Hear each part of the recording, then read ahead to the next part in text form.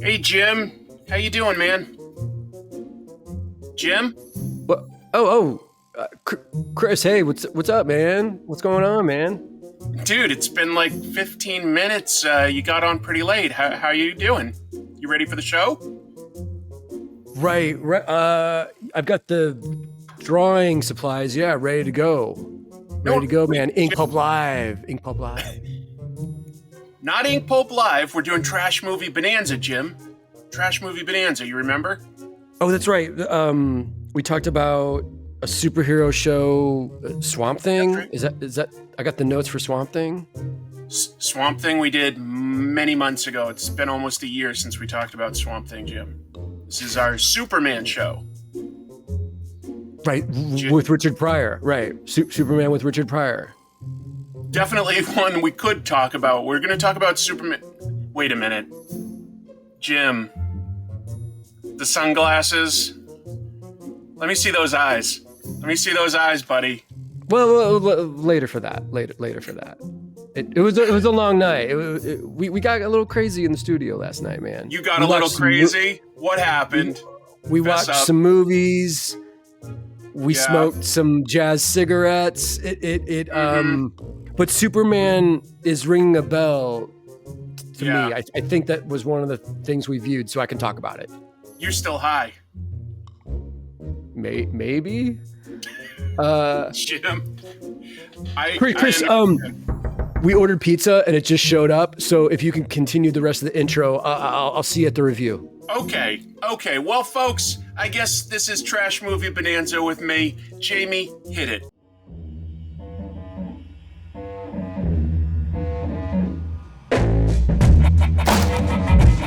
Trash Movie Bonanza with your hosts, Jim and Chris.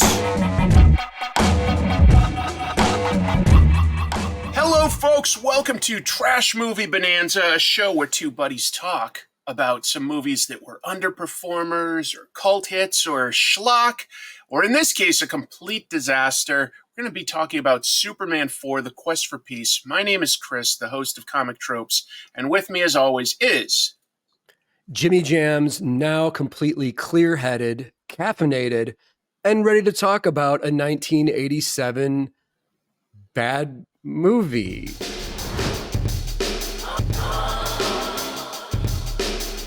But this is a bad movie, Chris. I hadn't seen this in a long time. No, neither had I. I honestly don't think I'd seen this since I was a kid. I Wow. remembered that it was bad as a kid because it just meanders. There's almost no plot to it. There's an idea, but there's hardly any story to this, folks. This is a very low-budget Superman movie, even though it has all the stars in it from the first two movies. So this is a very strange movie. I also want to point out before we even get into it, we'll be probably talking about a bunch of the stuff behind the scenes because it was a very troubled production. But I hadn't realized that the original movies had only been distributed by Warner Brothers. Warner Brothers did not actually make them. These were basically independent movies, Jim. Like done the first three by the Salkinds, and then they Right. sold the rights to the guys at Canon. Did you remember Yes. that? No, and I did the same research and that was news to me as well. I mean, I knew that part 4, the one we're talking about, is a Canon movie. Right. But it obviously that shows in the final product. Because Canon was already sort of schlock, but we've enjoyed a couple of their movies through the years. They've made some good stuff, but this was like basically their last year where they were in big financial troubles. They were, and it shows. I mean, Chris, this ain't no Death Wish 3. No, This ain't Bronson mowing down street punks in the alleyways of New York City. But except it is still clearly filmed in England. There's quite a few signs that it's filmed in England as compared to New York City or Chicago or something. Right. I wanted to tell you, man, right off the bat, like this was a very significant movie theater going experience for me as a kid, because it was 87. I was 12 years old, and I vividly remember going with my mom, my older sister, and my cooler older cousin, my cousin Jeannie, who was like kind of an arty, weird, edgy girl. She dressed like Madonna. I thought she was super cool. She wore like lots of bracelets, and we went and saw it opening weekend. And it was one of the first movies that we all walked out of the theater and we realized we had seen like a bad movie.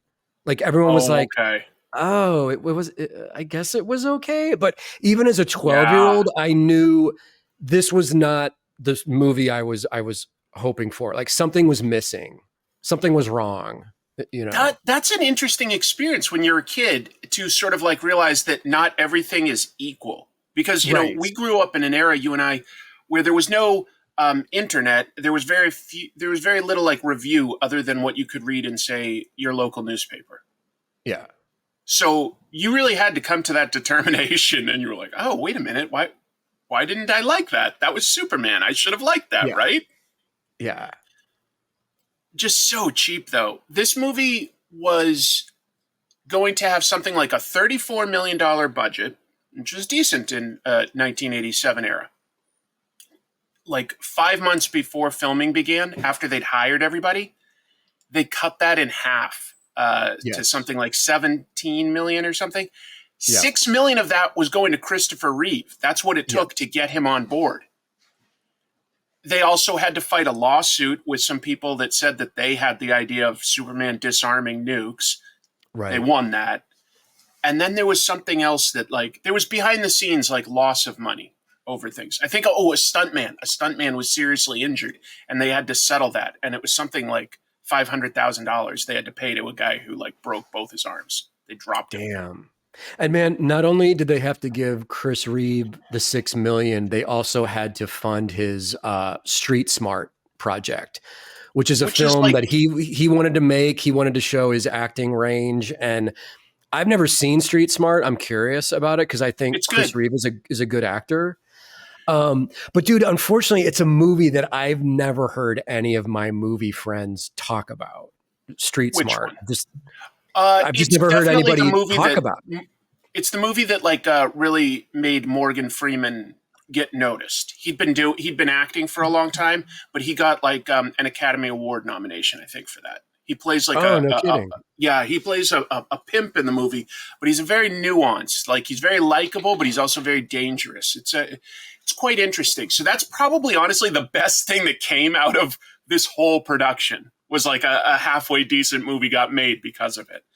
Right. I guess we should talk about the movie itself.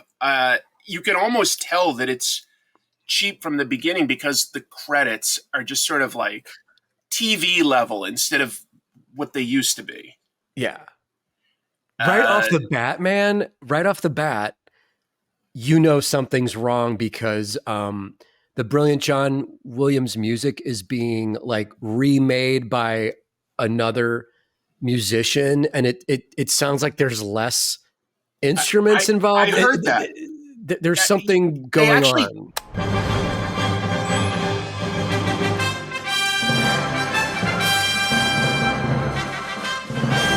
Just to be clear, they did get John Williams back, and it is his score, but I feel like it's a drastically reduced orchestra.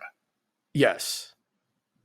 Because you're right. Yeah. Like this movie started and I was like, oh, this feels like, you know, like the cartoon version of things. What's going on? Yeah. Yeah. And the credits, man, have some sort of like glitter effect going on with them. I don't know. I don't know. I actually even loved the original credits. Like I think that they take forever, but for their time that they were like, you know, well-produced graphics. And and for 1987, I mean, they just basically used wire work and really bad green screen. This movie has so much bad green screen. Mm-hmm. They also cut something like 45 minutes out of it at the last minute just to try to like make it like shorter and more, you know, make it pop more. But it means that there's like little connective tissue between things. We'll get into it. Chris, you know, doing the research on this, There is almost like this Madam Web type thing that happened to this movie where I'm sure you know this, but they cut out an entire storyline of Lex Luthor developing a pre-nuclear man that's kind of like a Bizarro type character. And I'll have to give Jamie time codes of YouTube footage because I definitely want to show this character. Yeah. It's so weird, but there's an entire like movie cut out of this movie. Right. Yeah, it looks like there was something that was so much closer to Bizarro. And you go like, wow, you know, like their original idea for Superman 3 was to have Brainiac be the villain. And you can see like little hints of that with the fact that it's about computers. And then in this one, you're like, wow, well, they're definitely taking the Bizarro cloned Superman idea. And what's really frustrating is when it was going to have its full budget, Christopher Reeve was going to play both roles. Mm-hmm. He was going to play an evil version. And like when it got like to a smaller budget, they were like, that's way too complex. We have to hire like somebody else. But it's still, that would have been a cool idea. Yeah. Yeah. But there's some footage out there online of all this missing stuff from Superman 4. It's not bad. It's worth checking out. It's interesting looking, weird shit going on. So I would never buy this DVD, but I guess it has lots of cut footage since there was so much cut. Okay. Yeah. So that's where they got that from. I just got to say, this movie starts with Superman just there. There is no buildup. There's no dramatic tension. We've got some Russian cosmonauts that get hit by space debris, and Superman just appears. He just flies into the scene. Not like even having the cosmonauts on the ship go like, do you see something? Something's coming. Something's approaching. Build something up. Superman is just there in this movie. It's a terrible introduction. Yeah. Not exciting, not thrilling, not comic booky, not anything an audience would want out of having to wait for a new Superman flick. You would want it to open. Right. But can you imagine like any movie? You know, like if it was like even, I don't know, Die Hard or something, and it isn't like, you know, you getting to know Bruce Willis, you know, on a plane or something like that and getting to see who he is as a character. It's just like all of a sudden he's just there with a gun in Nakatomi Tower. Like in your first scene, you just be like, whoa, what? Yeah. It's awful. It's like, ease up, guys. Ease up a little. And this movie's so bad that I won't even like pick on it for its like weird logistical things, because Superman talks in space, for instance. Вам здесь будет безопаснее, товарищ. До свидания. Счастливого полета. You just got to go with that. Yeah. Do you feel, I'd be curious, if this movie had like leaned into its sort of Silver Age and it was just goofy, do you think that could have worked?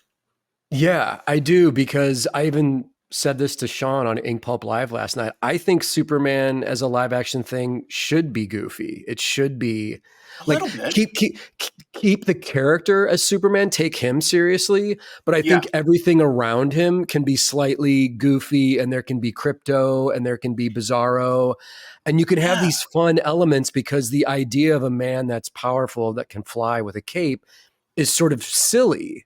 But especially, man, if you have Chris Reeve playing that character, he's so good. He's what we want to see.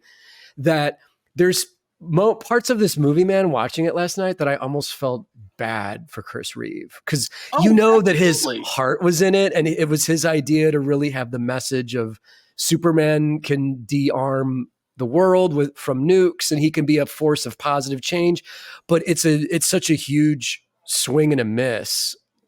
As a movie, that the original cast, like Margot Kidder and them, I kind of feel bad for them. I feel like, first of all, like as we go through it, very little for any of them to do.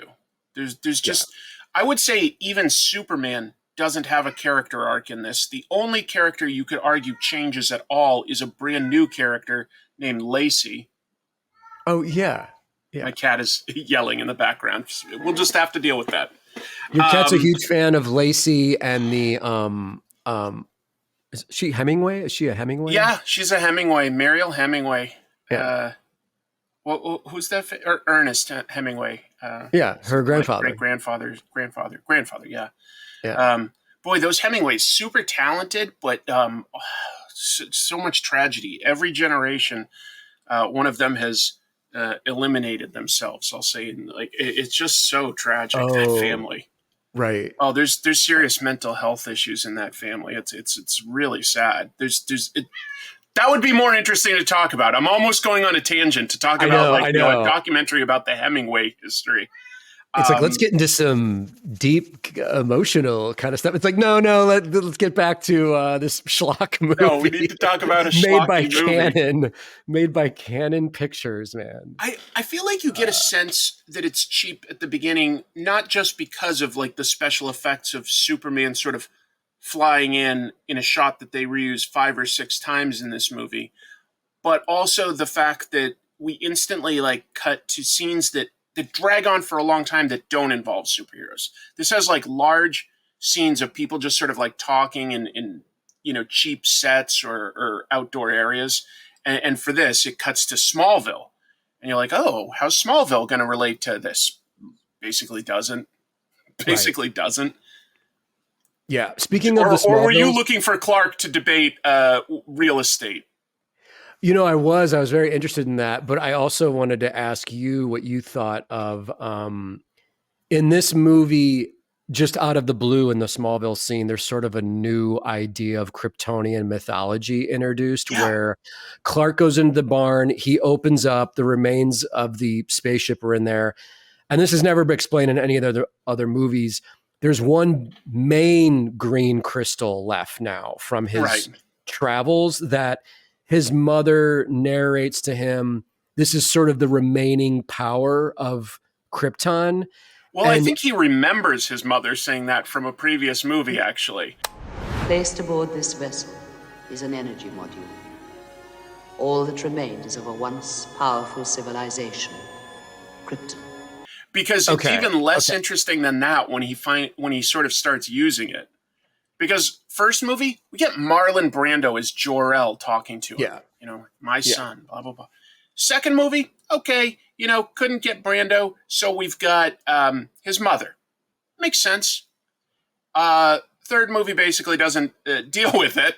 Now we're like, okay, we'll go back to the Fortress of Solitude, and guess who Superman gets to talk to? A bunch of old scientists. And yet the Earth is threatened by the same fate as Krypton. The Earth is too primitive. If you teach the Earth to put its fate in any one man, even yourself, you're teaching them to be betrayed. Yeah. Just random guys. Yeah. Don't use your power to interfere with humanity. Why? Right. Why? Why do you care? Dude, this is a super obvious thing to say, but why would Superman listen to the Kryptonian elders, the same guys that denied his father's warning? Yeah. Jor-El was the only smart guy in the movie universe on Krypton. The only smart guy. He said, our planet's going to explode. No one listened to him. They all died tragically. But then there's remnants of these guys in every movie saying, Kal-El, you can't interfere with human history. It's like, why would he listen to them? They were wrong about everything. It doesn't make any sense. You're right. If you think about it on a nerdy level and on an emotional level, like just taking this as a movie, like what connection does he have with like these old people? Like when he was talking to his parents, that's tragic because he didn't get to know them. He didn't get to grow up, but they're still his parents. But these are just some old guys on his planet. And he's like, don't interfere. He thinks about it for about 5 seconds and gets involved. We'll talk about it because, and they tell him that there's, one module left. That's what they call it. Module, that green crystal. The power in the module can be used but once. That he can only use one time. But we've kind of seen in previous movies that that's never true. Like his father was like, you can't, Jor-El's like, you can't change, human history, and then he just reverses time. And in the second one, they're like, if you give up your powers to be with a human, you can never get them back. Right. But then he just does. Yes. So it's like we're primed to not believe any of this. It's like the Kryptonians are liars. There's no rules, baby. Also, Chris, There's I no wanted rules. to run this past you since this was a Canon movie. I'm assuming Golan and Globus from Canon, when they were talking to the director and putting this together, they were like, what is in all the Superman movies that we have to have in this movie? We have to have some sort of crystal Kryptonian mythology scene. We have to have Clark and Smallville scene. We have to have the Superman and Lois flying scene. We have to, and I think they just went down a checklist because some of this stuff, when it comes up in this fourth movie, it's like, why? Why is this? Oh yeah, why? There's scenes that just stop the momentum dead. Yeah. In this one, Lex Luthor comes back. Lois and Lex, as in like Margot Kidder and Gene Hackman, are back. And that's because they really didn't like that the original director, Richard Donner, was fired from Superman 2. Right. Margot Kidder sort of finished her scenes on 2, had a very small part in 3. Gene Hackman was done. Well, this is now new producers. And to their credit, that meant that they did get back Lex Luthor and Lois Lane. They just don't do a lot with them, especially poor Lois. But like Lex Luthor is in prison, and we meet his nephew, John Cryer. John Cryer, I mean, he was doing well in the 80s. I guess they just must have said, like, this will bring the kids in. Let's get Ducky in there. I do like John Cryer. It's just this character is such a forced... It's a forced comedy character thing that he talks like a surfer dude. Where the hell is this, and how the hell do I get to Cedar City? You on the wrong side of the state, boy. No chance. Oh, no. just kind of falls flat. Also, Chris, I have a very shocking and controversial thing to say that I want to get your opinion on as well. I personally was never a huge fan of Gene Hackman as Lex Luthor in these movies. Oh, he's Lex Luthor. I'm a huge Gene Hackman fan. He's incredible in French Connection. Yeah. And I mean, he's a great actor. But even as a kid watching Superman on TV on the Saturday night special when they would play it, I always just kind of thought like, he just doesn't seem like Lex Luthor. He seems like a chintzy, like used car salesman or something. No offense. You're not. Some taken because folks, I'm a used car salesman, and Jim knew what he was saying there. I did completely. He's been waiting to get that dig in. But I guess what I mean, man, is he's supposed to be Superman's this premier enemy. He's supposed to be a brilliant, like mad scientist type character. In the first movie, you know, he's some reason like he's living in the sewer. Gene Hackman refused to shave his head, so we have Lex Luthor with hair until he does the reveal at the end of the movie with the bald At least cap. he did the reveal. But This I guess, movie- man, for me, I just never saw him as a threat.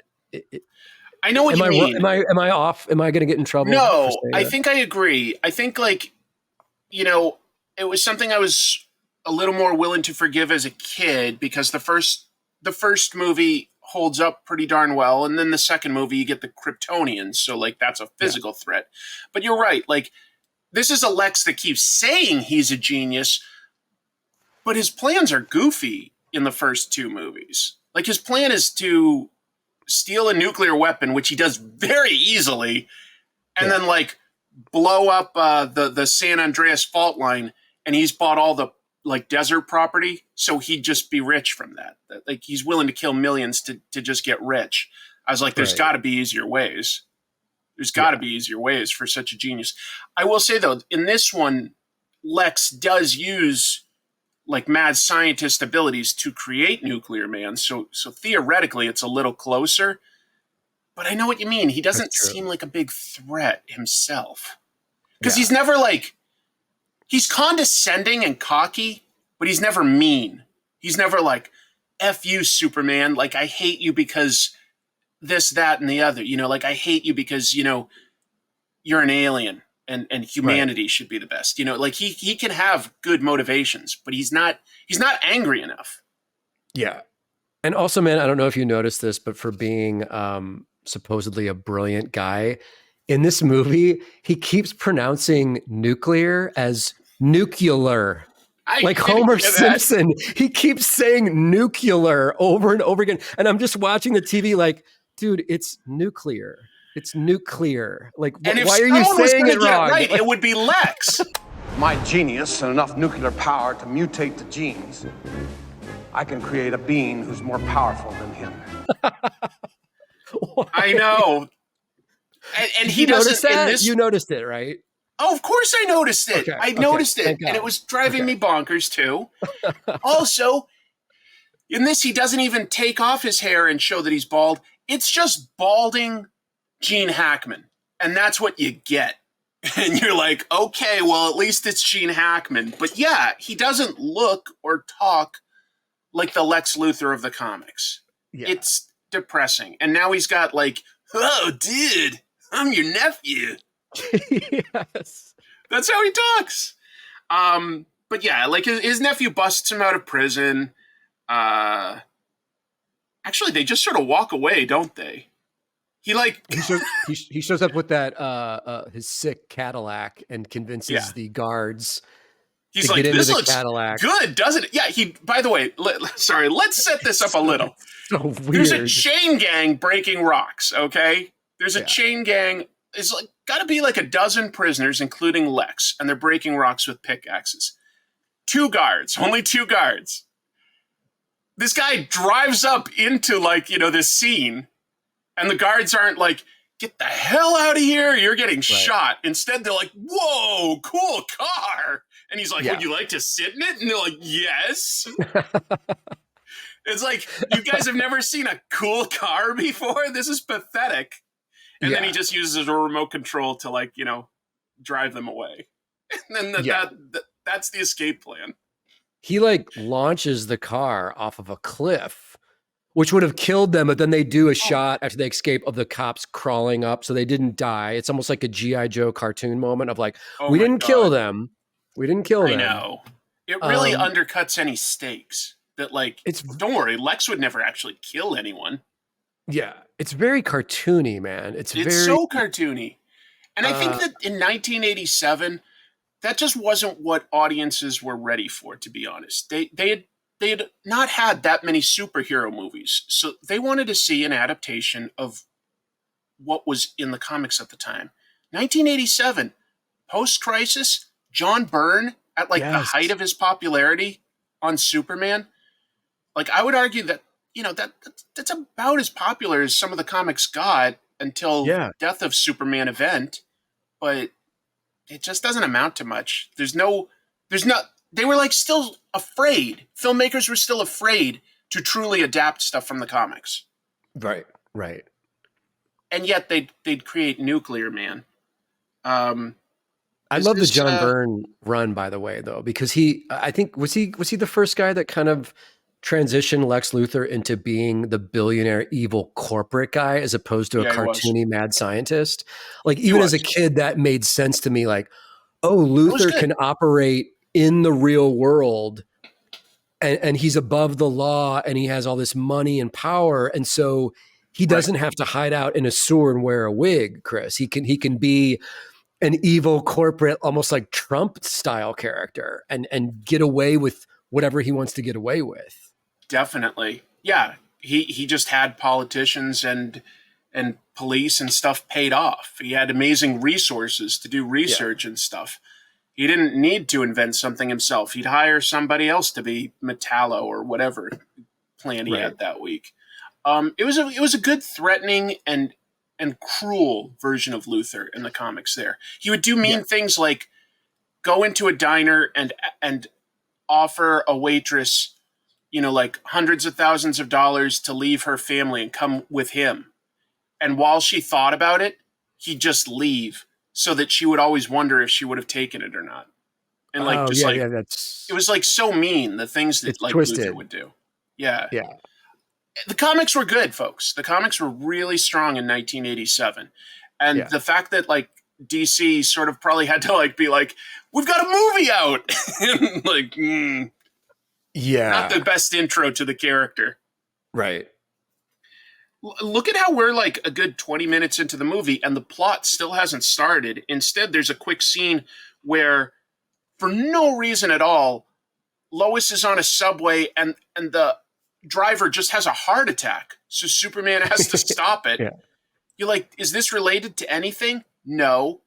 Is this even a recognizable subway from America? No, it is clearly an England subway. It is the tube. It is. Yes. And Superman stops it in the dullest way I can possibly think of stopping a train. He just steps on the third rail and shorts out the electricity. Yeah. It's like an invisible solution. He puts his hand up, but he doesn't like actually have to push back or anything. No. That's so like, and you're like, why did this scene even just happen? Like, why was Lois in danger here? It has nothing to do with anything. I think this goes back to my checklist theory of Canon being like, we have to have a scene where Superman saves Lois. Shoehorn that in. What do we do? Well, she's on her way to work. She's on the train. The train. Jeez, you might be right, Jim, because I don't think he saves Lois at any other point in this movie. I don't think so. Because actually, the one that he has to save is the character that gets introduced in the next scene.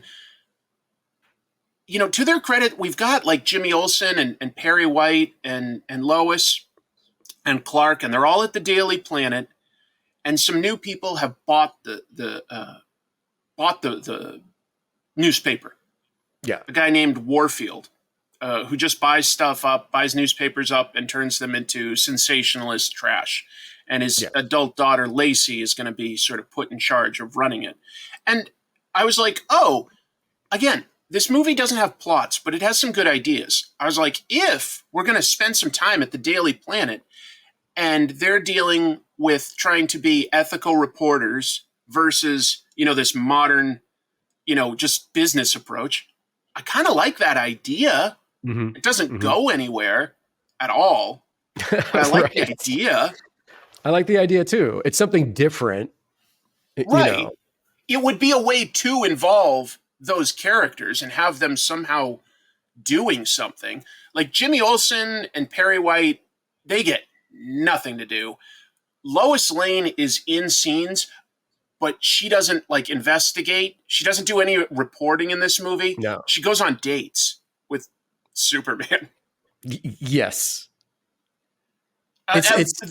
It's kind of a wasted, it's a missed opportunity. It's you know. And Lacey actually likes Clark for Clark, even though like Superman does everything he can to be an awkward dweeb and throw people off that he could be the same person. It doesn't turn off that girl. And I was like, okay, that's a little interesting too. I do like that. I like that, you know, Kinda the charming. rich socialite girl goes for the Midwest awkward nerd guy. And she's not that impressed with Superman. Lois likes Superman. Lacey actually likes Clark. He's got a girl for each side. Yeah. He could have them both. Well, Chris, we get our famous double date scene that's straight out of like Three's Company, like a 70s sitcom. Saved by the Bell, Jim. Or Saved by the Bell, whatever. Choose whatever crappy sitcom. Just since you brought it up, like the scene happens way later in the movie, but it doesn't matter because none of these scenes build on each other, okay? Yeah. Yes, Superman knowingly makes a date at the same time with both Lacey as Clark and Lois as Superman, and he just keeps doing the old switcheroo, like, "Oh, Lois, isn't the food ready? Oh, I'll go, get the dinner." He just flies out, and he's like, "Oh, Lacey, I forgot to tip the guy down at the taxi stand. Can I borrow $10? Okay, he leaves. Yeah. Superman's back. He's like, "Oh, I'm out here on the balcony now, Lois." You know, like, and you're like, "Oh my God, this is going on forever." Right. How can one man be so square and so delicious? That if I have to face Superman, so do you. Lacey? Oh, Clark. Stop.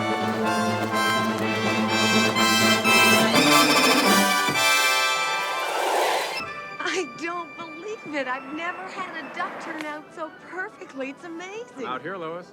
Dude, the only thing that makes that scene redeeming is the acting of Christopher Reeve, because he's so good and he plays both characters and has done this in every movie so differently that you are convinced in the reality of these movies. Oh, this is two different people. People might be fooled by this because I agree. Clark and Superman are played completely different, and Chris is really, really good at this. And I laughed out loud, I will admit, at one point in this movie. Clark bumbles and knocks over like a tray of appetizers and a telephone, and as he awkwardly picks them up, he just picks up the phone and he goes, "Hello?" Oh, yes. Yeah, I laughed at that. It was so dumb. Sorry. Oh, no, that's okay. Just leave it there, Clark. Just I'm assuming that's like improv on Christopher Reeve's part. It felt like it, but it was funny. It was just so dumb. Yeah.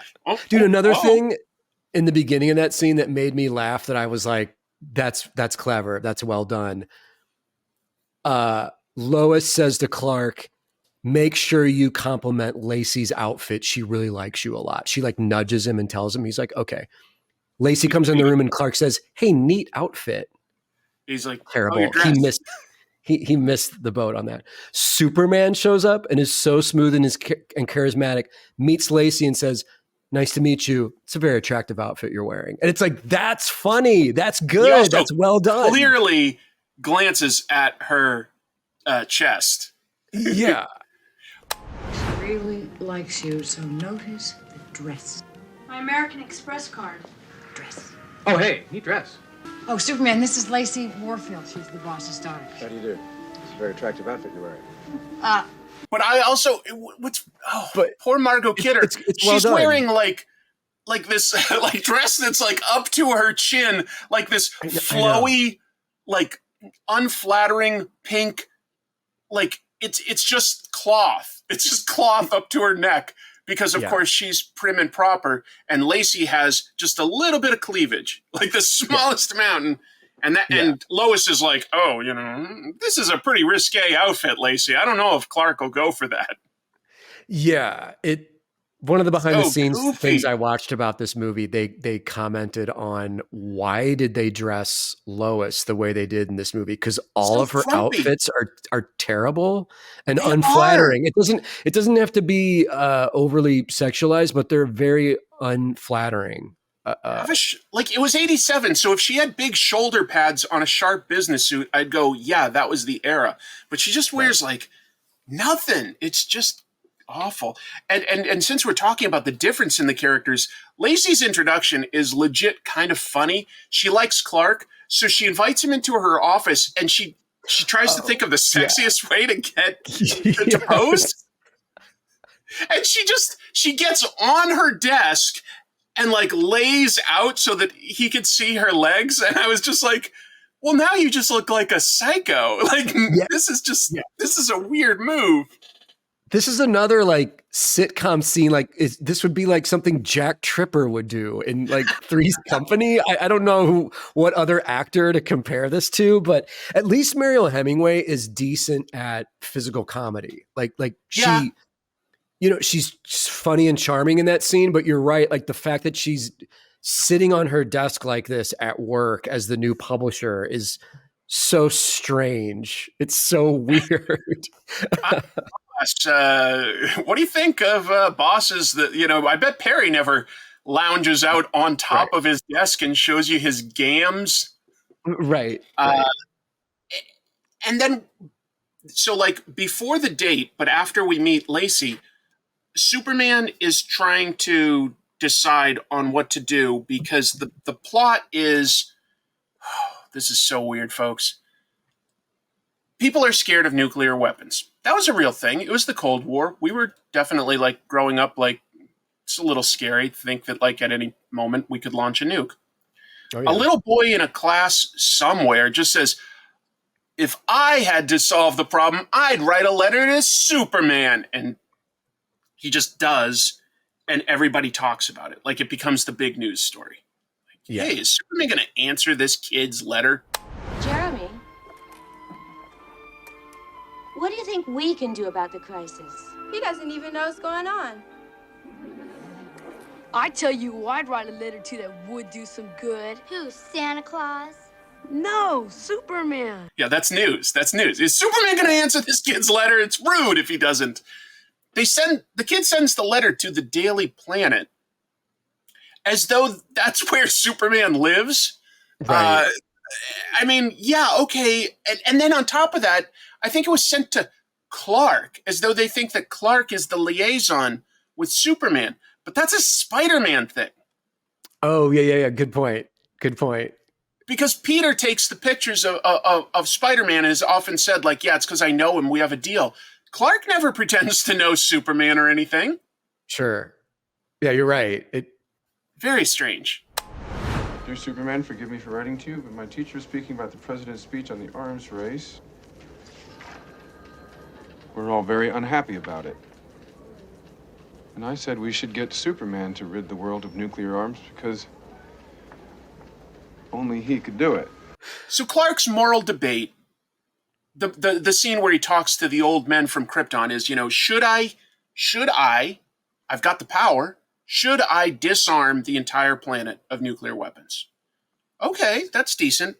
To make that decision, he invites, or he flies down to Lois Lane's building, her apartment in Metropolis, to talk to her. Yeah, he's distraught. And then he pulls her off. No, wait. Clark shows up, not Superman. Clark shows up. I'm sorry. They're the same person. What? Yeah. Spoiler. It makes so much sense now.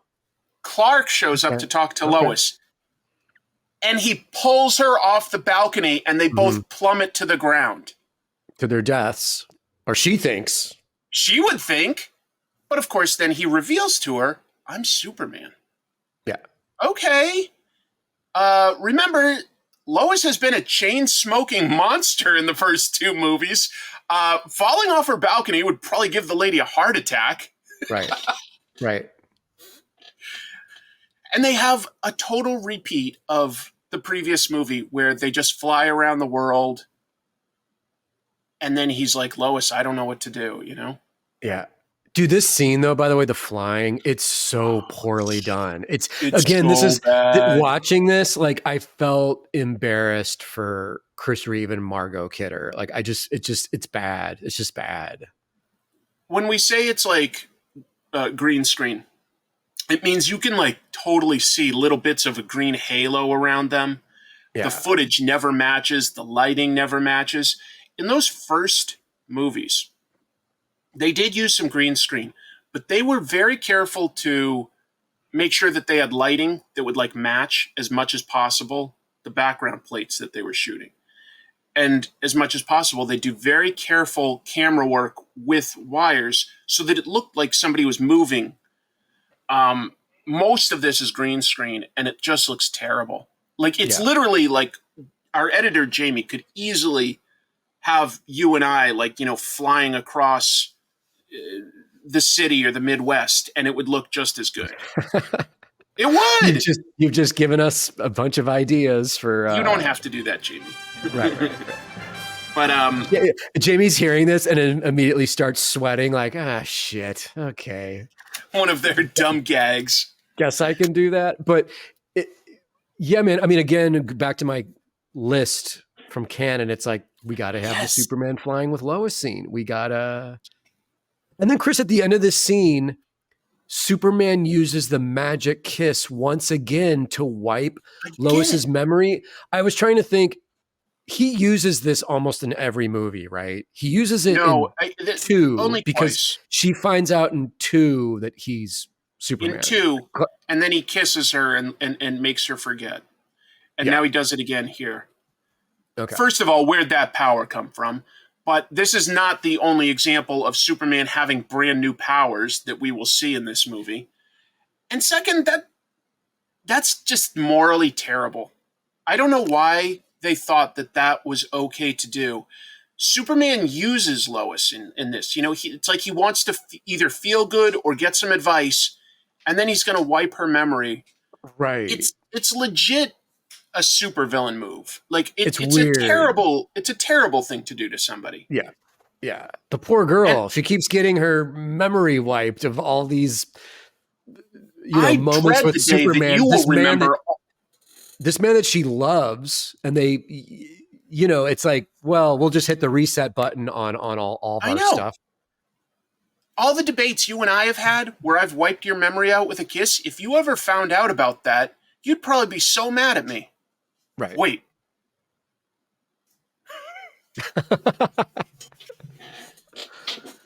How many episodes of Trash Movie Bonanza have we done? You're like, don't worry. We've released about 17 or so, but we've recorded about 78. Oh my God. Oh, that I've had to fly out and give you a lot of memory wiping kisses over the years. Your wife is like, what are all these airline expenses on our credit card? Memory kisses. Oh, when she asks that, she gets a kiss. Yes. Well, I mean, what if Superman is willing to do this to somebody that he supposedly cares about more than anybody else? Like, who's to say that this isn't a Superman going around the world just kissing people? And I'll tell you something, Superman. If you're so worried about these nuclear weapons and decide to collect them, maybe it would be easier to just fly around and kiss world leaders. Right. It's just a movie of them flying to Russia, flying to Iraq, flying around to Israel, just giving world leaders kisses. Chris Pierce's Superman Part 5. That was my dream. The kissing hero. But Chris, you saying that though, Superman does walk just blindly into the UN's like, yes, can I speak to you guys? I want to rid the world, and everyone, is on board for this. But also, like, obviously, you'd have to talk to the president and get everybody. Everyone's like, yeah, we'll just launch them into the sky and you can grab them and throw them into the sun. That's fine. That's fine, Superman. Yeah, it's weird because this is the crux of the movie, but his speech is actually super fast. It's like not even a minute long. He stands in front of the UN and is like, it just doesn't make sense that we should be in this kind of danger. And I'm just going to do it, just so you know. Like but everybody fortunately is on board because everybody knows that Superman is good. Okay. I can't stand idly by and watch us stumble into the madness of possible nuclear destruction. And so I've come to a decision. I'm going to do what our governments have been unwilling or unable to do. Effective immediately, I'm going to rid our planet of all nuclear weapons. The funny thing is to gather them, and again, this must be a budget thing. It would make more sense for Superman to, I don't know, use super speed and just grab the warhead part out of the missile, right? Like that would be probably the most efficient way of doing this. But he has all of them launch their missiles, and he catches them and puts them in a big net in space. Yes. Tosses it into the sun. I wonder, would that affect anything? I have no idea. But, like, I'm not a scientist, but I really am curious. If you took all the nukes in the world and tossed them into the sun, would that create, like, anything like weird radiation or solar question. winds? I have no idea. I'm willing to just go like... Are any of our fans thermonuclear scientists that can comment below? I meant thermonuclear. I meant thermonuclear scientists. Nuclear. But this also... I don't know how like Lex exactly sort of was aware that Superman was going to be doing this, but he is. It's just weird because before Superman even gathers the nukes, Lex breaks into a museum and steals a strand of Superman's hair to clone him. 1,000-pound load easily suspended by his single hair.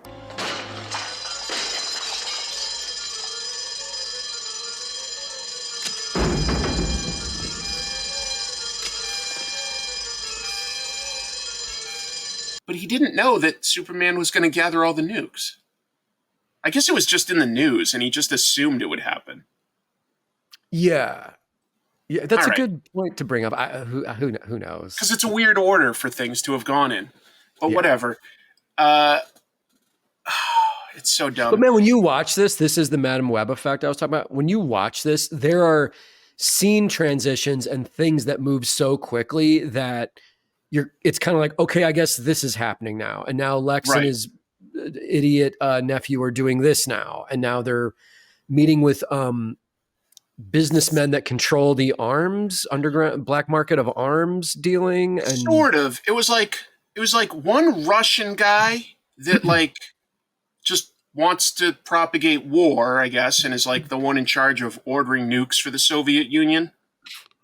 There's a nuclear scientist, and I don't know why he would matter at all. He was played by Jim Broadbent. That was kind of weird. He's got like hardly any lines, but that's a big actor. Went on to a lot of things. Oh, okay, yeah. And then the guy in the middle was like some sort of arms dealer. And that one was interesting. That was played by William Hootkin, who was Porkins in Star Wars. He was the guy in Raiders of the Lost Ark that gives Indiana Jones the job. Yeah. He was Lieutenant Eccles, I believe was his name, in Batman, that the Joker shoots. Oh, no kidding. Okay, yeah. So yeah, I definitely recognized him from Raiders and visiting Dr. Jones, and they go through the Ark of the Covenant. What is this Ark of the Covenant thing? Yeah. Great scene. Yeah. It's a really important thing. Here's everything you need to know about it. I'm going to give you a little class. Boy, that Raiders, that's a great movie. Raiders of the Lost Ark, Chris. It's a great movie. It is a great movie. It's legit one of my favorites. I love it. It's so well paced. Yeah. It's amazing when a movie can like sort of take a dialogue scene like that, an exposition, and make it interesting with just character actors and like, you know, showing a character's motivation or just hide it in an interesting scene, you know? Yes. There's nothing like that here. There's very little connective tissue, to be honest. There's lots of cutting from a scene to another scene, and it gets worse towards the very end. Like, I think that the third finale act got the most butchering in the editing suite. But it's so rushed. It's so just rushed, stitched together. You know. But this is the creation of the physical threat for Superman. Lex is working with those guys, saying like, "Hey, pay me a bunch of money, and I'm going to bring the nuclear arms race back, so that we all profit off of war." Yeah. And I'm going to do that by creating a supervillain. I've got one of Superman's hair. I created a protoplasm. I feel like that's the Dr. Evil thing. Protoplasm. I used his hair to create protoplasm. Yeah. This is minimal effort on the writer's part right here, man, with the scientific jargon. I guess it doesn't matter. It's a silly movie, but this is minimal effort on the screenwriter's part. You have to admit this. Well, speaking of silly, I mean, he literally takes some spandex and he cuts some strips, just some random strips in, and he goes, "When Nuclear Man is created, he'll also get some clothes." And Lenny's like, "Great." So they sneak that onto one of the nuclear missiles, and as soon as it's exposed to the sun, the protoplasm turns into Nuclear Man. Yes. Big, strong guy, actor by the name of Mark Pillow, the unlikely name of Mark Pillow. Mark Pillow, we love him. Ex-Chippendales dancer. He had the physique. Acting, I guess not too important, because all he really has to do is be angry and fight. And they made the bizarre decision that when he talks, it's not his voice. Dude, he has to lip sync to Gene Hackman. This blew my mind because I did not remember this at all. That he speaks, Hackman does his dialogue. It's so odd. It took me out of the movie. I was laughing. I'm like, is that Gene Hackman's voice? Yeah, what? It totally is. It's like really bad. You are nothing. I am the father now. You have my voice. No, you have my voice. There was nothing said about Lex putting like his own DNA in this protoplasm, although that did become a thing in comic books. The post-crisis Superboy is literally a clone of both Superman and Lex's DNA. And like there's, but I guess it's just because Lex keeps calling himself the father. And I think I read somewhere that if you step up and you're the father, your kid gets your voice. Jesus famously talked like Joseph. Yes. This is a biblical fact. But also, man, again, a Canon movie. I love that they cast this Chippendales guy who can't act and they can't use his voice. And the Canon guys are like, that's fine. He looks the part. We'll figure all this other shit out later. We'll dub him. He looks good in the outfit. He has muscles. Who cares? Just shoot it. He's the guy. If it wasn't him, folks, it would have been one of the American gladiators. Like that's all this is. And he's basically got Superman's powers plus a few. He can just look at things and make them move. So he's got telekinesis that he uses sparingly. He can shoot like fire blasts out of his hands. He's always crackling with energy. The crackling with energy looks okay. The rest of the effects are pretty dodgy. And he just knows to fly to Lex's penthouse, where we learn his weakness. Oh. Do you want to talk about his weakness? Yeah. When drapes are closed on windows, he powers down, Chris, and goes to one knee on the ground. And I his love powers how you are just described that. I love because it's so flimsy. I know. His powers are fueled by the sun. We get it, but it's like this flimsy drape being closed will. Because he powers down. Like you're right, like a bad battery running out on a kid's toy. He just sort of like goes. It's a pretty significant weakness to have as a villain. Like that's a pretty big Achilles heel. Shouldn't that be Superman's weakness too? Exactly. Superman is powered by the sun. Right. I don't know. I guess Nuclear Man's been around for, literally 5 minutes, if that. And Superman has like 30 years of solar radiation. So maybe I shouldn't think about it too much. Oh, that's a good. But it is weak.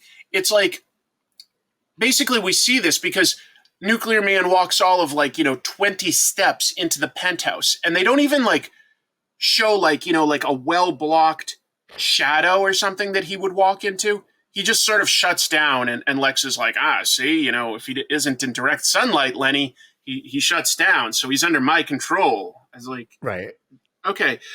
Important to note here, folks, the reason we're even mentioning this. So we, the audience, now know that Nuclear Man has a weakness. You know who doesn't know that? Superman. Mm-hmm. That will come into play. All right, so we have to deal with another padding scene of Clark doing jazzercise with Lacey. Oh God, again, yeah, not important to the movie. Yeah, but takes quite a while. Chris, a while. I'm sorry to keep doing this, but can I go back to my canon list of things? Yes, please. So we have to have a scene where Clark Kent is bullied by someone in real life, and he's embarrassed, and then when the other person is away from him, in this case, Lacey, or it would either be Lois or Lana Lang. In this case, as soon as Lacey walks away, Clark picks up the dumbbell and throws it on the guy and takes him out. And Clark gets his kind of revenge on the bully. But we got to check that off the list, Chris. That's very important. You're right. That's totally what that was. You're totally right. I'll say this. If that needs to be in there, because I don't really like the idea of Superman being a bully. I think he's bigger than that and shouldn't care. Right. I'll take the casually tossing some weights onto a guy that's been acting like a jock over, say, the end of Superman 2, where he goes out of his way to return to a diner and beat the shit out of a drunkard. It's just that was the worst part of that movie for me. Yeah, he puts that guy on the counter and shoves him down the counter into a pinball machine. Yeah. And that could have really messed that dude up. And then I think he throws some cash on the table for the damage. But right. And everyone's Clark, thanks. He was a jerk. But I'm right. Yeah. Superman shouldn't need to do that much. He should just be able to stand next to the guy and he's like, I want you to apologize to everyone here for your behavior. And the guy would be cowed because whatever. Yeah. So I'll take this. I'll take casually tossing the weight over outright abusing someone. over assault, deadly assault.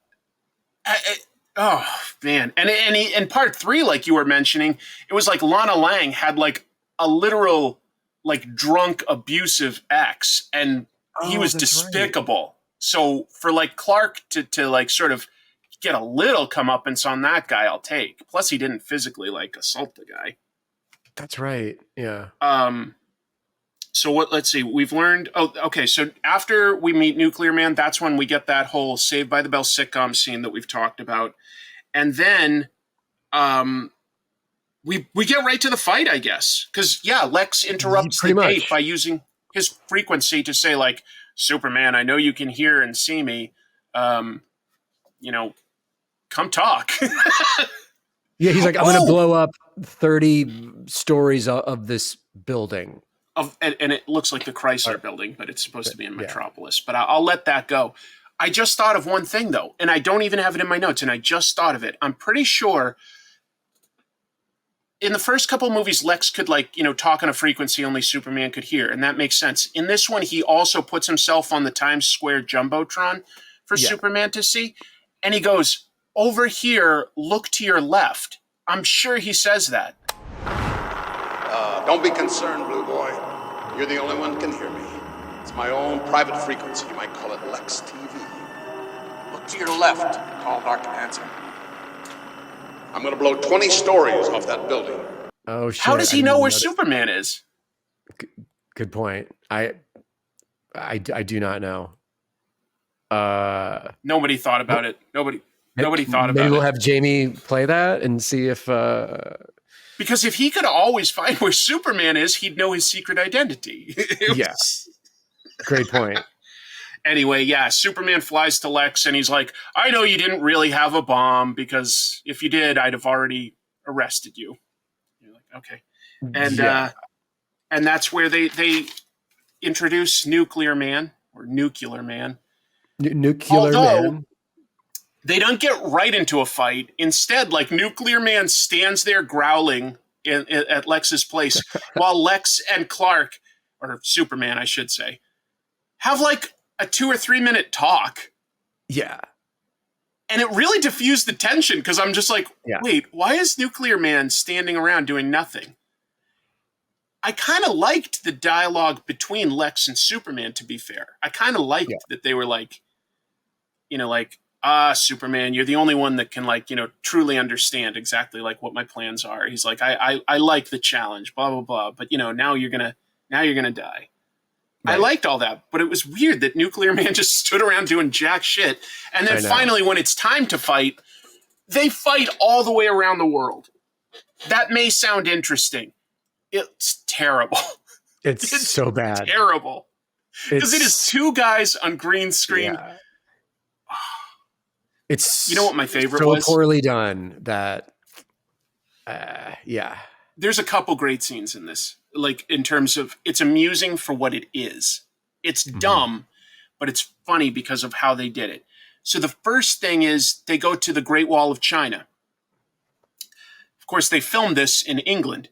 So there are no Asian people on the Great Wall. It is all white tourists. Yes. This was White Tourist Day, Chris. This was white discounted tourist folks day. Only. White folks only. Yeah. Nobody visiting from Korea or anything like that. And Nuclear Man blows up the Great Wall of China, and Superman just exhibits a new power. Fixo-vision. Just he looks at the wall. Lego stacking power. And I'm going, what did we just miss? Since when can Superman just look at something and fix it? Because that could solve every movie if he can just look at it. The laziness, man, of them and the budget constraints, obviously, of them just being he just looks at the wall, I guess, and it goes back together. Yeah, sure, that works. How much would that cost? They're like, oh, we can get a stop motion guy to just stack these bricks. I don't know, $20. Yeah. Okay. It takes you out of the movie, man. It makes you say, why? What's happening? Nuclear Man goes to Italy and he drills himself into a volcano, which I will note would put him out of the sunlight. I guess that's not important right now. Sets off the volcano. Superman solves this problem the same way he did in Superman 3. He just goes over to a nearby mountain, takes the top off, puts it on top of the volcano. Yep. And the roughly 10 people that were in danger in this scene thank him. Very small crowd. Very small crowd. Yeah. Thanks, Superman. Yeah. Arrivederci. That's a good thing to bring up, man, is like all the crowd scenes in this entire movie are small. Very limited. They've got crowds. They do have crowds, but generally pretty limited. Except maybe for the UN scene. That's where they definitely use the most people, but still. Right. And then Nuclear Man tries to throw the Statue of Liberty into Times Square. Right. Which it looks. There's a scene where he's like carrying it across the screen. Yeah. And actually, Jamie, I would love it if you could like make the Statue of Liberty go across the screen for us. Like, oh, hey. Whoa. Look at that. Chris, this confused me as a kid because growing up reading DC Comics, DC and Marvel, I knew Marvel was in the real world, Spidey, everything is in New York. In DC, Batman has Gotham, Superman has Metropolis. In this movie, it's like, wait, okay, so is Metropolis literally New York? Like, why is it called Metropolis? Like, so Metropolis has the Statue of Liberty. Well, or I don't does know it matter? It could just be New York, to be fair. Okay. This scene could theoretically be New York, but I agree. It gets confusing, folks, because sometimes when they're in Metropolis, there will be Metropolis signs and license plates, and sometimes there's just not. Sometimes there's literally, in this one, English signs, like because they were in England. Like when they're on the highway, it's clearly like the M25 or whatever they call it, or the subway is the tube. And then sometimes there's even New York signs, and you're like, you're confusing me. Why is there a New York sign in Metropolis? Yeah. It's a mess. It's a mess. And then their fighting is terrible because it's always wrestling. It's not like, like a punch that sends them flying through a wall. Like that would be exciting. That's kind of what they did with the Kryptonians in part 2 for the most part. Like that was decent. Yeah. In this one, Nuclear Man cuts Superman's neck with his little gross fingernails like a little bitch. It's like, take that. He's got nuclear fingernail power, Chris, that they can extend out, like just slightly extend out. And it's literally a cat fight. It becomes it is. Awkward it is. Cat fight. And for some reason, it just ends after the scratch. Yeah, does Superman knock Nuclear Man out, or does Nuclear Man feel like that he's won? I don't know. It just ends, folks. I guess Superman just sort of drops out of the sky, and maybe Nuclear Man does think he's beaten him. It just sort of ends. He drops, and then Nuclear Man gives him a big old kick and punts him. Yeah, and his cape like very cartoony. Falls. Yes, his cape falls to the ground, and Superman goes flying, and Nuclear Man just gives up. He's just like, I'm done. I'm done. That was it. That was enough for one day. Yeah. Instantly, like, the most important thing that we get to plot-wise is just that we go to Clark's apartment where he's very sick, and Lois checks on him, which is sweet. But again, this gives Lois so little to do. Has she even gotten a story that she's supposed to be working on? I don't think so. She gets paid to just sit around in this movie. Yeah, she's not doing anything. In the beginning of the movie, she's supposed to go on this trip to France. Right. To Paris. And then the new owners say all travel expenses have been canceled. We're revamping the paper, whatever. But someone delivers Superman's cape to the Daily Planet offices. Lois grabs the cape and eventually, returns it to Clark, which insinuating in this scene that it's like, oh wait, so Lois does know that Clark is seems Superman. Like she may have figured it out. Because she does this coy thing of being like, if you so happen to see Superman, Clark, when you get better from your radiation poisoning, if you see him, he might need this. And it's kind of like, all right, well, I mean, if she knows, she knows. Like, that's cool. It could have been an interesting development for sure. It's like the only reason you're like, could that be is, well, then why have the scene earlier where he kisses and makes her forget if she's also figuring it out on her own? It's very confusing storytelling. Yeah. It doesn't go anywhere either way. So I guess we can just say like, okay. So he was just sick in there. And then we cut to him in Smallville. How'd he get there? I have no idea. Because we just cut to Smallville.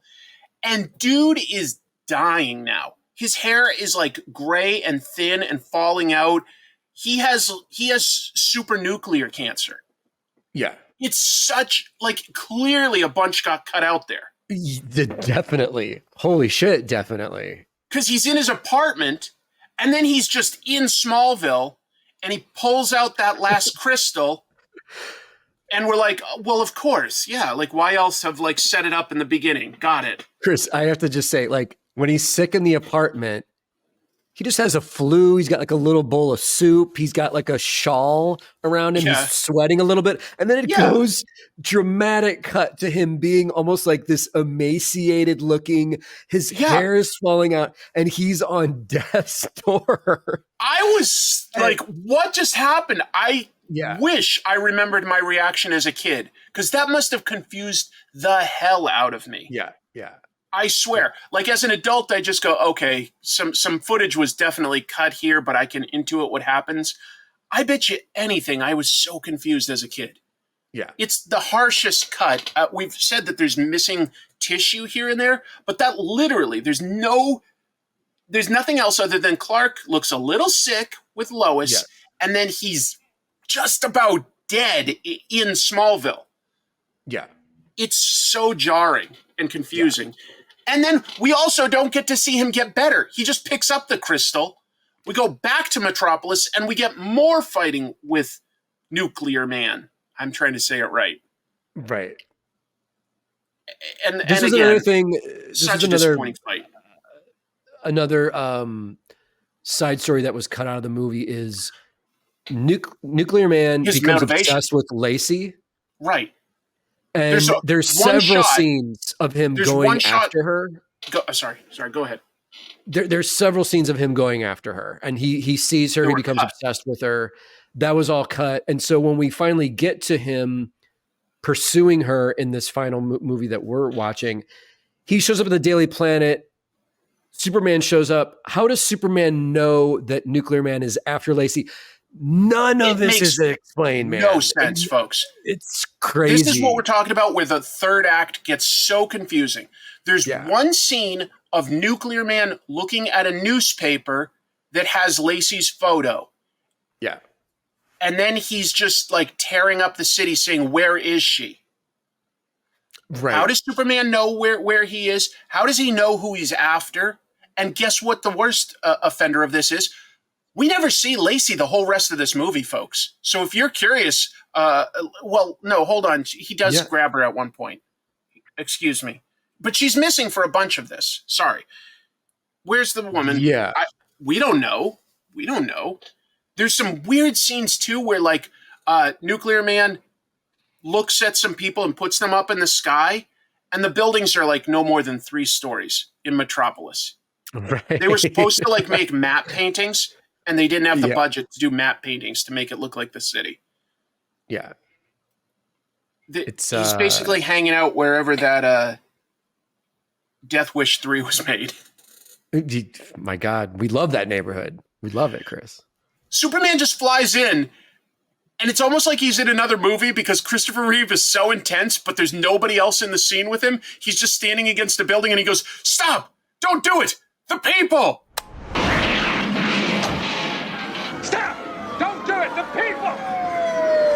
You're like, what are you reacting to?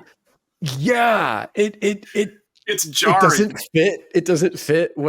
So much of this becomes just patchwork of, how do we cut this together? How do we make an hour and a half thing happen here, folks? It's just Nuclear Man shouting, "Where's the girl?" And Superman goes, "I'll take you to her." and he puts him in an elevator. Hey, stop! Stop! That's enough! That's enough. You win. I'll take you to her. But there's been nothing established to know that who Superman thinks Nuclear Man's looking for. So, and second, Superman never learned his weakness. There was never a scene where Superman saw what Nuclear Man's sun weakness was. Right. So it doesn't make sense. But he puts him in an elevator, and rather than like bury that in some mud or something, he takes it up to the moon. Yes. Maybe Superman's logic is, I only see the moon at night. There's no sun at night. Yeah. The sun won't But of hit course the there's a moon, sun. During the day in space. It's a the sun rises. Logic, man. No, it doesn't make any sense. The sun rises, it shoots a shaft of light through the elevator, and of course Nuclear Man's back and at 100%, and they have a slow-mo fight on the moon because, slow motion represents low gravity. Right. Dude, I love that the moon is made out of dark charcoaly sand. The surface of the moon, Nuclear Man is literally able to just pound Superman into the sand. Right. And then he goes back to Earth and grabs Lacey, right? And then that is correct. And then takes her the most preposterous thing in the movie, you have to throw all logic out of the window. You do. Nuclear Man brings Lacey into outer space, and she's obviously not wearing a spacesuit. So right there, man, the laziness. Superman's solution is Silver Agey, but it's weird. He pushes the moon. Yes. He was just pounded into the sand, but now he can push the moon into an eclipse. Nuclear Man depowers, and then Lacey's hanging on to him as though she's going to fall, as though there's an up and down in outer space. Right. But Superman basically just grabs her, and I guess he grabs Nuclear Man and takes him into an evening scene on Earth and throws him into a nuclear reactor and kills him. Yeah. But dude, I love in this reality, there's gravity in outer space, and a human can breathe in outer space. Why not? It's fine. Gotta let that go in this movie because, and just go, okay, cartoon logic. Because if you get hung up on that, everything else that we've talked about will just break you. Oh, completely. But that's the movie, folks. I mean, there is basically, like, he's defeated the threat. Luthor is just flown to jail super quick. Yeah. And Superman does give a halfway decent speech. It's quick. But he's like, I wanted to give you peace. I realized it's not mine to give. And then he says something about, like, but there will be peace one day. There'll be peace when the people of the world want it so badly that the governments will have no choice but to give it to them. What a brilliant future we could have.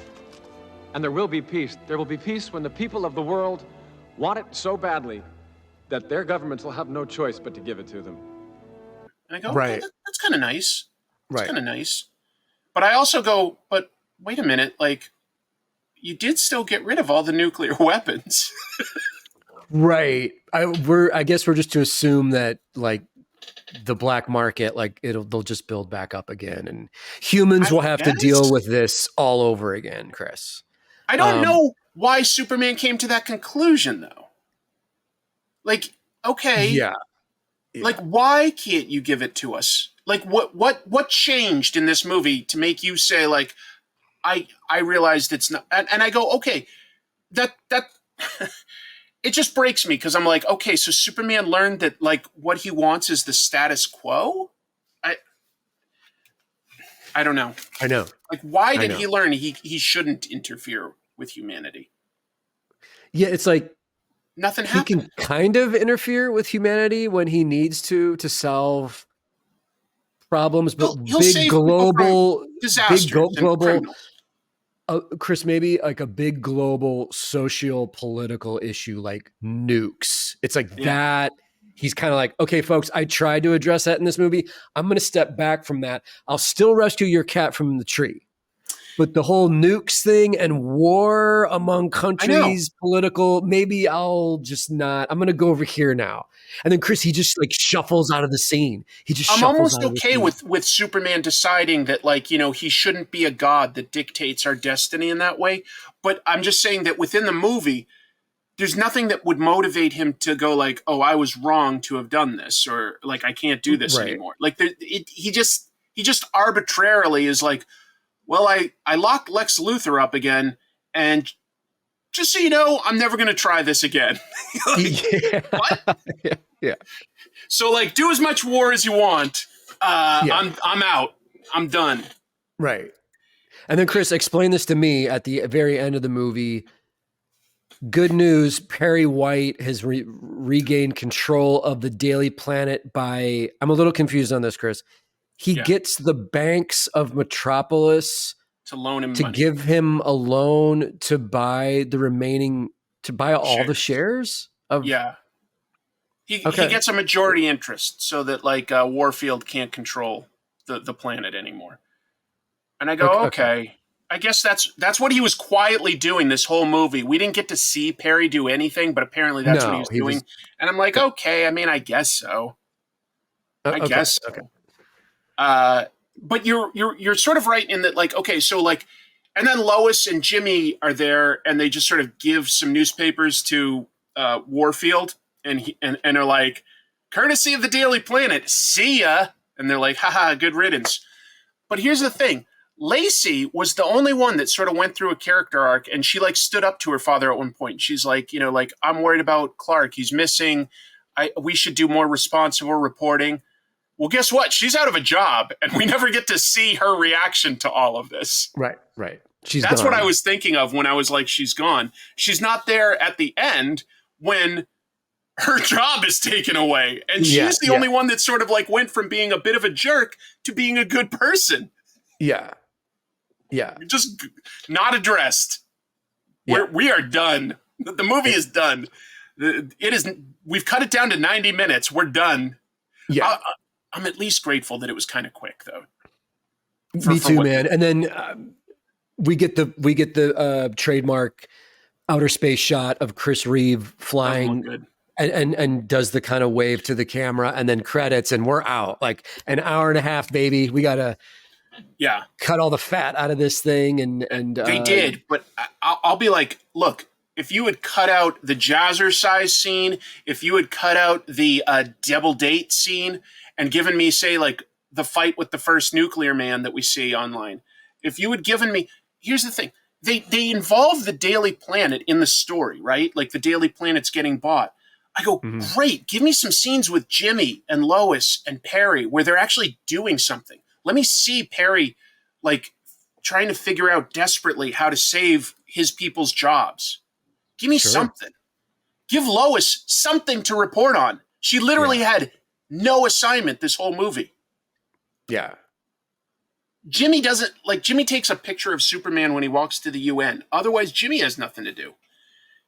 Jimmy's not around much. I just realized I'm not making excuses for the movie, but in the dumb double date scene, Lois is supposed to be interviewing Superman about his involvement with ridding the world of the nukes. You're right. So I guess that's sort of a job. There's 1 second, Chris, where Superman sits down on the couch and is like, so Lois asked me those questions. She's like, okay. And then he uses his heat vision to start burning the turkey or whatever she's cooking. I thought he was burning it. You're right. Although then Lois in the next scene, it's a little funny, folks. She goes, I've never had a chicken cook this perfectly before.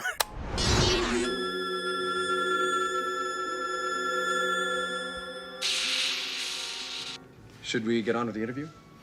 I don't believe it. I've never had a duck turn out so perfectly. It's amazing. Out here, Lois. Oh, yeah. I was like, okay, that's a little funny. So like I say, like, look, and I said I laughed in that scene when Clark picked up the phone he dropped. He's like, hello? Yeah. That scene isn't too bad, but it does go on way too long for what it is. And it's also just, it doesn't move the plot forward. So that's the, is the acting the problem in this? No, basically it's not the acting. Is it the director's fault? Well, Sidney J. Furie did direct some good movies. He did the Ipcress File. That's a good spy movie with Michael Caine. He created Iron Eagle. Iron Eagle is like a little schlocky, but pretty darn good. So he was a competent enough director. It's the script and it's the editing and just how cheap it is. It's just how cheap it is. Like, you know, Canon just went so cheap with the effects work, which you really need in a movie like this, and the sets and stuff. It's just it's a somewhat entertaining experience for being a bad movie, but it is definitely not good. It does not make a lot of sense. I mean, Christopher Reeve, his involvement, he helped sort of co-direct, I think, a couple scenes. I think like he the did some moon second scene. unit footage. His name is credited in the writing, and there's an alternate universe where so crazy. Wes Craven, I guess, was in talks to direct this for a minute, and him and Chris Reeve didn't see eye to eye, and Wes wound up kind of walking away. And then Chris also really wanted Ron Howard to come on board. And Can you imagine? Either of them. That's a totally different movie. That's a whole other thing, you know. Wes was creative with a small budget, as like evidenced by the horror movies he'd made. Plus, you know, instead just Swamp Thing from Wes. And then Ron Howard he would have found a way. He would have found a way to get more funding, I think. Yeah.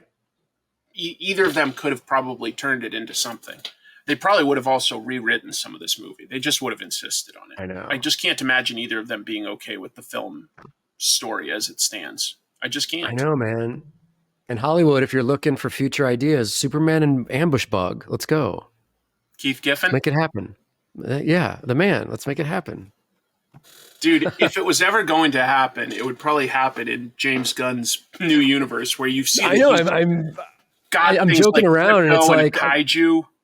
Yeah, it's like, hey, that might be a thing at some point. Who knows? But I like James Gunn, and I think things are in good hands with him. We'll see what happens, but I like what he does. We'll see. It's what made me think of this movie, and it's a little fun to think of like torturing you with this after you make me watch stuff like Black Roses. But oh no, dude, I enjoyed revisiting this. It had been so long that there were some really odd surprises while watching this. It's bad, but it's also I was entertained and I wasn't miserable. I think it's because the actors are still pros. I think that the actors can make stuff interesting, to be honest. Because if you slotted anyone else in there with the same effects and the same story, this could be a very miserable experience. Yes. Yeah. So we'll see. Do you have any favorite like Superman comics? For instance, one of my favorites is definitely All Stars Superman. Grant Morrison and Frank absolute Whiteley. favorite. That's my absolute favorite.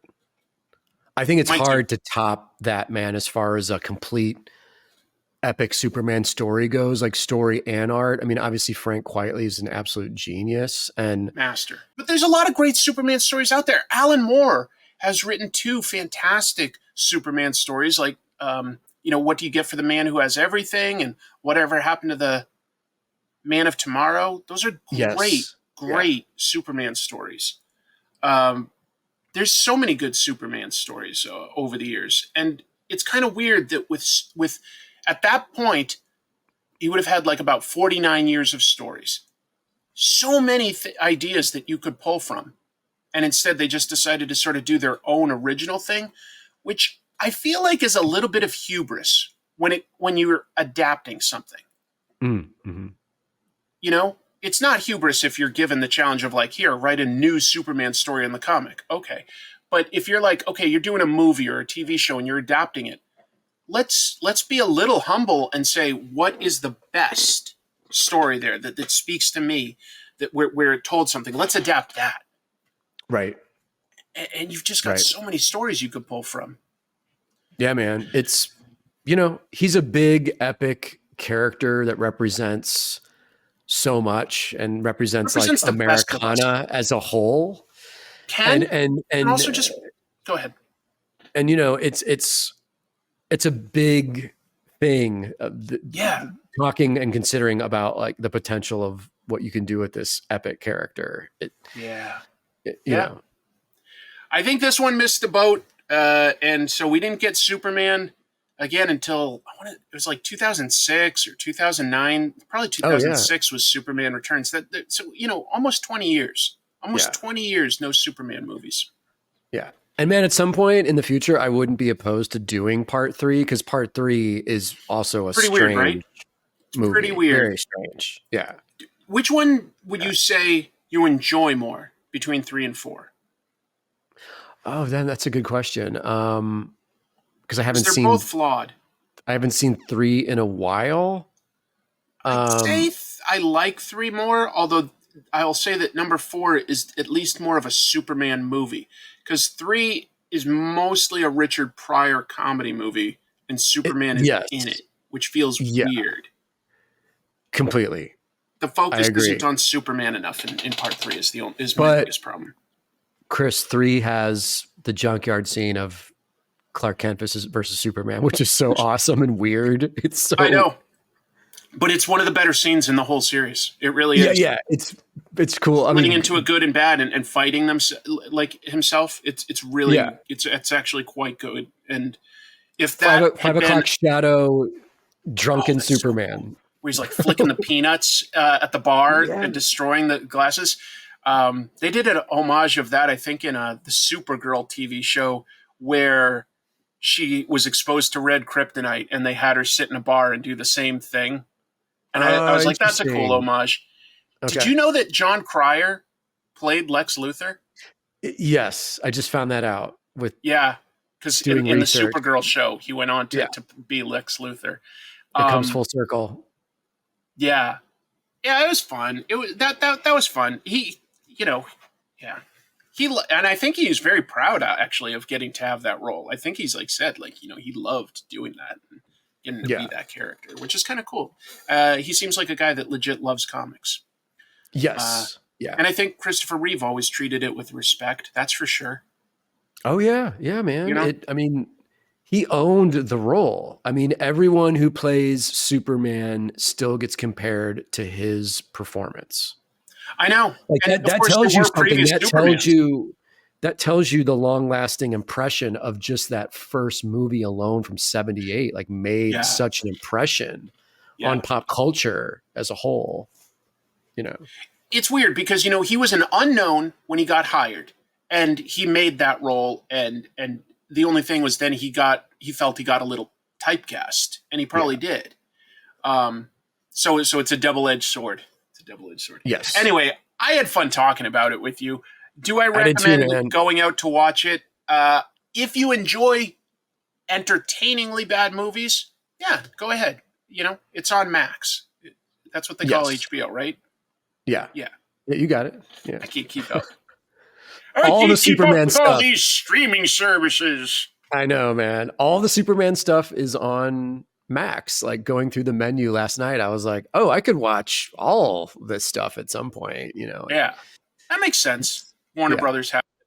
But it is kind of funny to think that back in the day when there weren't that many superhero movies, that this was just DC had sold the rights to some guys. And then those guys sold the rights to Canon for $5 million. Can you imagine Superman movie rights being worth only $5 million? It's nuts. Even if the movies aren't hitting as big as they should. They know the potential there. There's a lot of potential with Superman. I had a great time talking, and I'll just say, as we move into plugs, I want to plug your episode of Ink Pulp Live, where you and Sean Crystal drew Superman the other night, and I thought that was a blast. I thought that was a really fun show. We had a blast, and and also, if you guys are curious, like Chris just said, Ink Pulp on YouTube, we have our whole archive of all of our drawing shows up there. I've also got a bunch of creator-owned stuff going on right now. We're fulfilling the Savage Street Vigilante Kickstarter. You can sign up for my newsletter at jimmahfood.com. Follow me on socials at jimmahfood. Working on self-publishing my next art book. A lot of cool projects for this year, man. A lot of that's awesome cool stuff. I'm excited. So gonna do some more crowdfunding, you think? Yeah, and then the second Defective Comics book will be my Spider-Man Arachnid Enforcer book. That'll be kickstarted later this year. That's so great. I'm plotting and figuring all that out right now, scanning and putting together the next art book and a couple other surprises for the year, man. But it's going to be good. As for me, I'll plug, you're already on this channel, so hit things like and subscribe or leave a comment. That helps us a lot. And then I've got another channel, Comic Tropes, where I do analysis of comic book artists, writers, or talk about history. I'm currently about to finish an episode on Frank Frazetta that I think people should enjoy. And I'm going to probably record some stuff. I'm about to take a trip to Hawaii and Japan, so going to record some stuff out there. And use some of that downtime to actually like relax and focus on fine tuning a script that I have for a horror werewolf story that I've really wanted to do for a while. So I'm going to try to use some of my downtime to focus on that. But yeah, that's about awesome. all I've got to promote. As always, I appreciate getting to talk about this stuff with you, Jim. It's fun. So much fun. It's fun. The talking is almost more fun than watching the actual movie. Oh, it definitely is for me.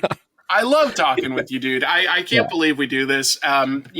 We couldn't do it without Jamie. So our editor, Jamie, thank you for all your hard work in getting this out. It means a lot to both of us because it's fun. Jazzy Jamie, and all you guys watching, thank you so much for the support. Remember to hit like and subscribe. Leave us a comment below of what your favorite Superman movie is and why, because I might revisit and just watch all of these again because I'm kind of in a Superman mode right now. So could be a good idea. Be a good idea. Yeah, give your recommendations below for best Superman movie or show. Chris, can I do our outro? I'd love it. It just dawned on me, you guys, not only do we want you to keep it trashy out there, we want you to keep it nuclear. Thank you so much. Good night. Keep it super nuclear trashy. Take care. Trash Movie Bonanza.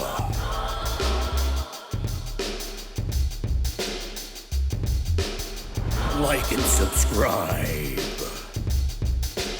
Thank you.